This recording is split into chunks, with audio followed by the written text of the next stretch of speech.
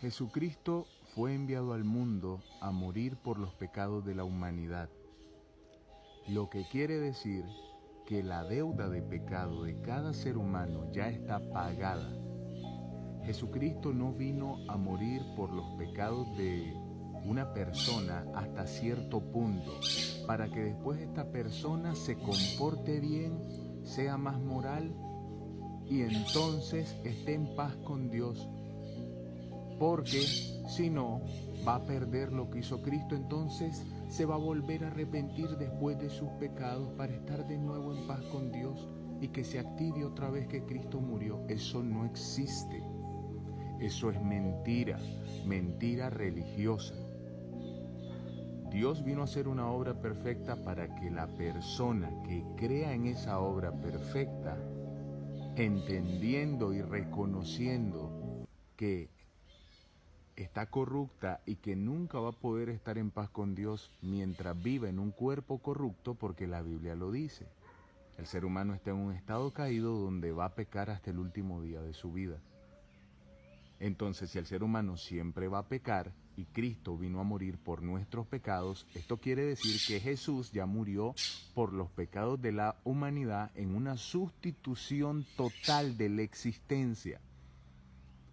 Jesús no puede morir 100 veces por una persona, ni tampoco una persona puede adquirir la salvación de Jesucristo para perderla cada vez que falle, o que falle fuerte, o que pecó mucho. Eso es parte de la lógica humana, idiota, así de simple, de los pensamientos religiosos en el mundo cristiano. Y es triste porque es tan masivo esto de la religión que cuando las personas que estábamos en religión creíamos esto, ¿verdad? Era porque lo que más hay es religión y te lavan la cabeza, te lavan el cerebro con estas cosas que son implenas, estos entendimientos que no son paz, porque te dan vuelta. Entonces, aún cuando meditándolo, vos ves que es como el agua y el aceite lo que querés hacer, es algo absolutamente incongruente. O sea, Cristo nos salvó por la fe, pero sin santidad nadie verá al Señor. La salvación es un obsequio, no por obras para que nadie se gloríe, pero el que persevere hasta el fin, este será salvo. Entonces, están las dos cosas que están separadas, que no son congruentes, pero como es masivo, vos te quedás como en una fe obras, hablando de la salvación, no del versículo, la fe sin obras es muerta. No, no, no. Porque ese es el punto. Solo al entender la ley de la fe y la gracia lograda por Jesús es que vos entendés todo lo demás. Entendés la Biblia y entendés el llamado de las obras y entendés a qué se refiere el Señor con estas cosas, pero solo después del Espíritu Santo. Antes no. Y por eso estás en una situación terrible de ansiedad, de miedo y de propia dependencia de que, sí, Jesús lo hizo por mí, pero si yo no hago mi parte, pierdo todo. Y eso es una blasfemia, porque vos no ganaste la salvación, ni yo. A nosotros nos vinieron a salvar, nosotros no tenemos ningún mérito en la salvación. Libro de Efesios, no tenemos ningún mérito en la salvación. No tiene que ver con nosotros. La salvación es una victoria lograda por la perfección sin pecado de Jesús y por su sacrificio a conciencia. Lo que nos salva es que Cristo no pecó y muere por nuestros pecados. Lo que nos salva es que Jesús no pecó en su existencia y al morir por nuestros pecados, un ser humano sin pecado pagó por todos. Un justo paga por todos los pecadores. Se acabó. Por eso Dios dice que lo único que te está demandando es que creas en Jesucristo, que creas en el Evangelio. No podés hacer nada más. Una fe real en Cristo produce obras. Tu vida cambia. Ya no podés vos seguir si eras un ladrón, asesino, violador, mentiroso. degenerado sexual.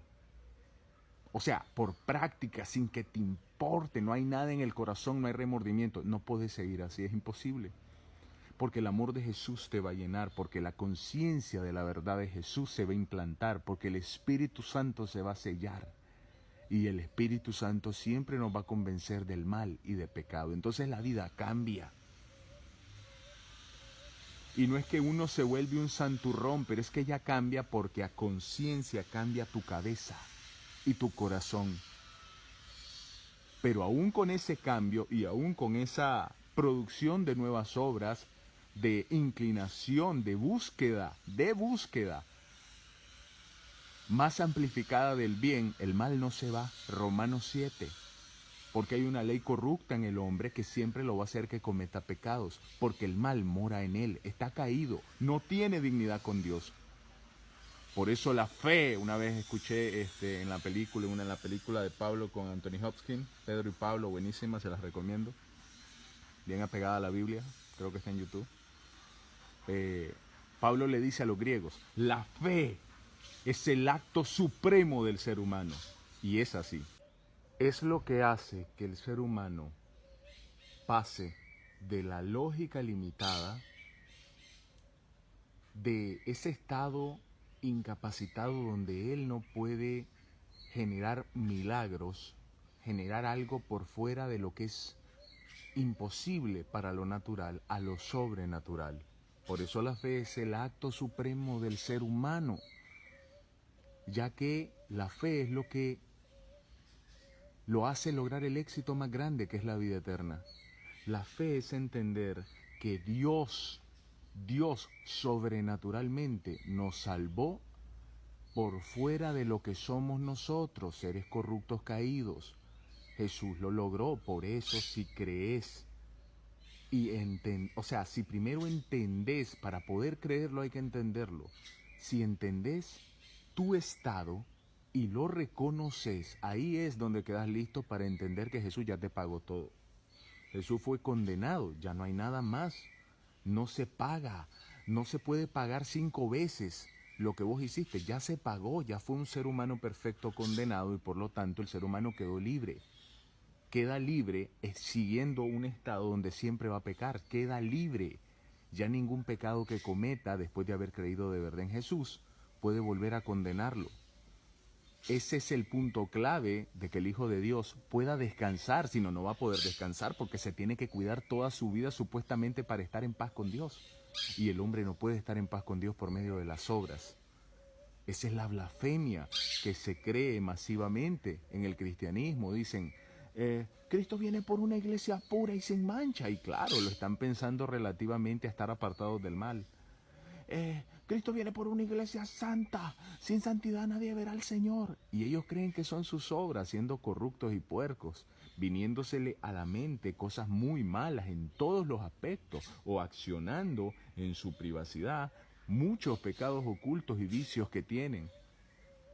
Pero son hipócritas para decir que Cristo viene por una iglesia pura y sin mancha. Y Cristo viene por una iglesia pura y sin mancha, viene por una iglesia perfecta. Y entonces,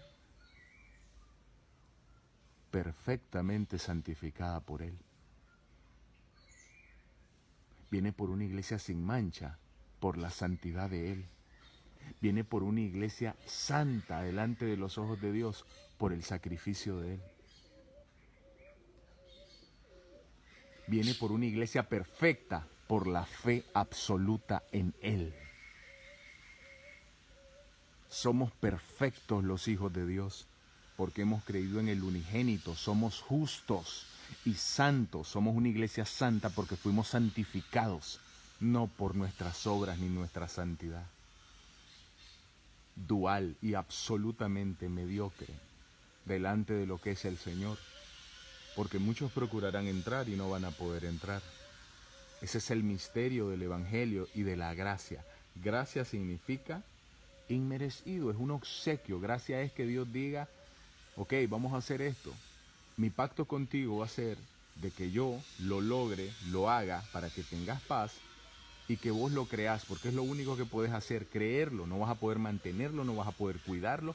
¿Por qué? Porque seguís corrupto, mijo. Por favor, entendé, poné atención. Usted sigue corrupto.